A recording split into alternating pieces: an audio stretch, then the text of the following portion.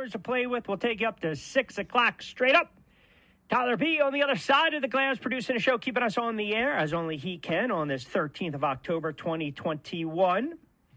As always, don't forget the 609-445-1490. That'll get you involved in two-way sports talk. Bring something to the table. Get social with us as well. At 1490 Sportsbet, at Rich Q on Q. You can follow me on Twitter, IG, Facebook as well. Another busy show, kind of a unique week, right, with the NHL dropping the puck to open up the season. You've got the Eagles short week, Thursday Night Football against the Bucs. Johnny Mack at about 20, Rothstein in the 5 o'clock hour. And then you've got the postseason, which is really getting fascinating in baseball. I mean, I'm the lesser of two evils for me, right? You got the Astros and you got the Sox in the ALCS. That's going to be the Boston Red Sox, a hard pass, if you will, for me. You've got the return of Ben Simmons, which I'm already getting annoyed. Honestly, I'm already getting annoyed that, now these reasons, these reports are coming out. Why all of a sudden, right, Ben Simmons wanted to return now. Rojo's reporting that Simmons wants to, quote, prove a point. Get the hell out of here with that nonsense. What point do you want to prove? Here's the point that you want to prove. You're losing money. That's basically the point. I don't want to hear this. He understands what he has to do, and he realizes that he's got to get it done. And I'm not going to sit out training camp because that's going to cost me nearly $1 million in lost salary and fines.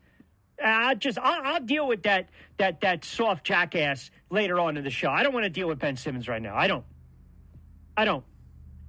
The Gruden story has taken another turn. And now you get a big no-no. Remember yesterday I said, I wonder why ESPN is pretty silent. What's going on with ESPN? Why, ESPN just kind of going about their business as if nothing happened. And good job. Lloyd and I talked about this yesterday. Lloyd Vance. Mayock had to speak today, and they did. But anyway, so I mentioned this yesterday.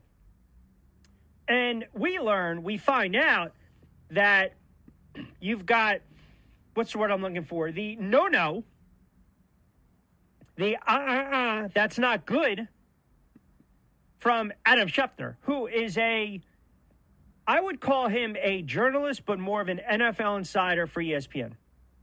And he's been doing it for a lot of years. And he's a good reporter. And he's a very good insider.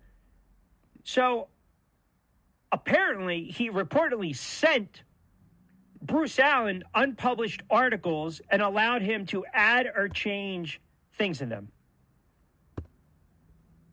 Now, again, I can only speak on my behalf. And doing this for about 20 plus years, and also being a journalist, also writing many moons ago, published articles, published works, whether it was the NFL, NBA, boxing, I can only tell you that I would say I can count on one hand the times where I've dealt with fighters and or athletes, one instance, an NFL player, who wanted to look at the article, the story that I did on them, respectively, before it went published, before it got published, before it went to print. And every time I did not comply. Because you better trust me, because I've earned that trust. And you also just can't kind of pick and choose what you want and what you don't. And when you go on the record, hey, man, it's all fair game. It's all fair game. And I understand that a guy like Schefter wants to curry favor. He's curried favors. He's done that over the years. Because with that, I'm going to get the inside scoop. But there is a way to do it and a bad way to do it. And there is something that's called journalistic integrity. Now, look, I see on Twitter a lot of people are slamming them. I also see PFT is slamming them. PFT basically started because it's rip and read. They would take the stories and just jot down a couple extras here and there and pawn it off as their own. So, Florio, that's another thing for another day. Never a big fan of that site, to be quite honest with you. But for Schefter to turn around, and by the way, one of the emails was from a July 2011 story. Quote, please let me know if you see anything that should be added, change, or tweak. Thanks, Mr. Editor, for that and the trust. Plan to file this DSP at about 6 a.m. You're not giving up that work so someone can basically push their own agenda, take out what they want, add in what they want. You can't do that. You just can't. That's a horrible look. I mean, think about this. This is a guy that has a degree from Michigan and I think Northwestern. This guy covered the Denver Broncos, which it's interesting on a text chain with a couple of my buddies. I actually said, if you really think about this, so look, and I'm not, and some of these guys are really good. Let me just say that first and foremost. But he's created a niche that's invaluable to ESPN. So I don't believe he'll get fired. I don't. But think about this, right? He's going to get a pass because if you really honestly believe this, people are going to treat him more as an insider as opposed to a journalist. And I also think guys like him kind of know where the bodies are buried with some of these teams and the inner workings, which is fascinating because I think the story has so many layers. We know the NFL is protecting Dan Snyder. We know Dan Snyder was smart to make his wife co-CEO. Interesting side note to everything, though. Schefter covered Denver for years, right? So he's close with Mike Shanahan at the time. He was close with Bruce Allen, who was the coach of then Redskins back in 2011. Mike Shanahan.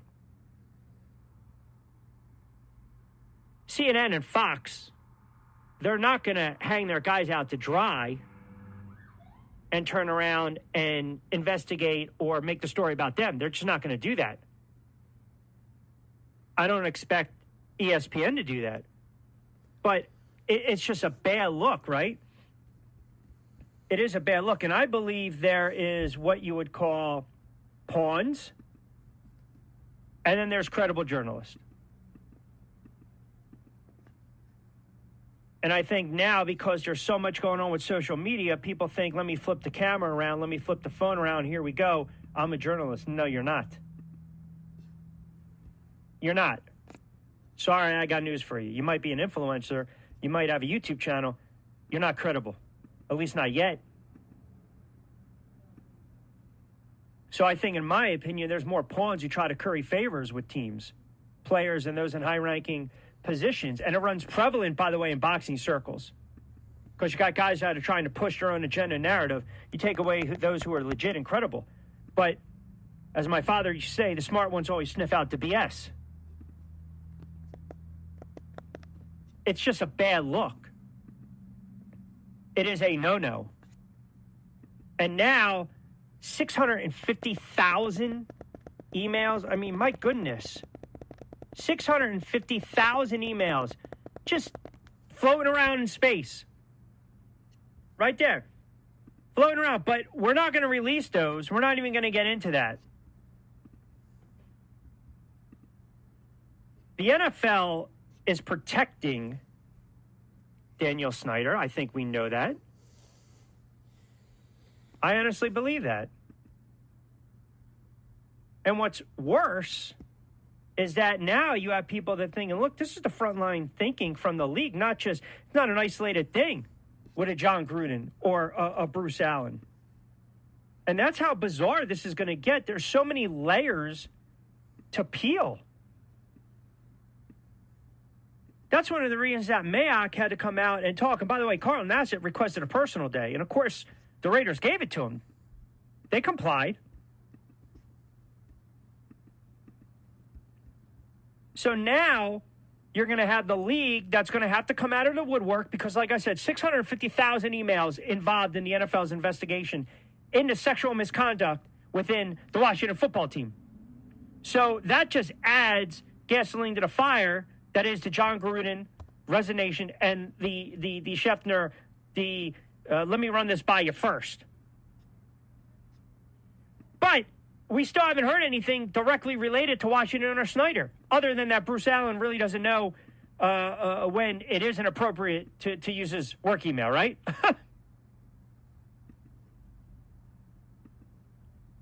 The fact that the league has no role in those emails getting out, the NFL says that it will not disclose the emails as it works through the investigation. So you've got the NFLPA Executive Director, DeMaurice Smith, who, by the way, was the subject of the first email from Gruden that leaked. Does a smart play here. Tells USA Today that his group's going to request the release of the rest of the emails.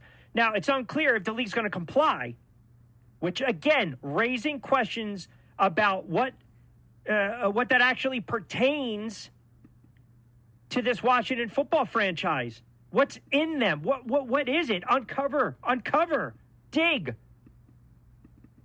Let's go. Al Capone's vault. So you've got the Gruden, you got the Schefter, you got the Allen, you got the Snyder, you got the NFL, you got the Washington football team. It's absolutely madness. It's absolutely madness. That's the NFL. But we know one thing is clear, and it's definitive, and it's never, ever, ever going to change. You and me are still going to watch the games. It's almost like now, because it's a train wreck, we can't drive slowly past it. We want to stop and get out. And we want to see what the hell's going to go on next. So the bullets are being fired. They're going to ricochet. People are going to get hit. And I'm telling you right now, Pandora's box, it ain't open the full way, but it's open enough where the you-know-what's going to hit the fan. You know it, and I know it, and it bears worth watching. All right, 18 past the 4 o'clock hour, just cranking up on a Wednesday edition of BYP. Keep it locked in right here. AM 1490, Sports Betting Radio. We'll take you up to 6. Johnny Mack on the other side. All things NFL. And the Eagles, by the way, there is a game to be played tomorrow night. Thursday night football right now, the Bucs laying 7.5 against the Philadelphia Eagles. We'll give you an update on the Eagles, some of their injuries, and also Lane Johnson as well. So keep it locked in on a Wednesday edition of BYP. Football on the 20th with Johnny Mack on the other side. WIPs and VSINs, Ryan Rothstein in the 5 o'clock hour. And as always, you guys out there, either on social media or on the phone lines at 609-445-1490, hashtag BYP. Quick timeout. We'll come back on the other side with Johnny Mack.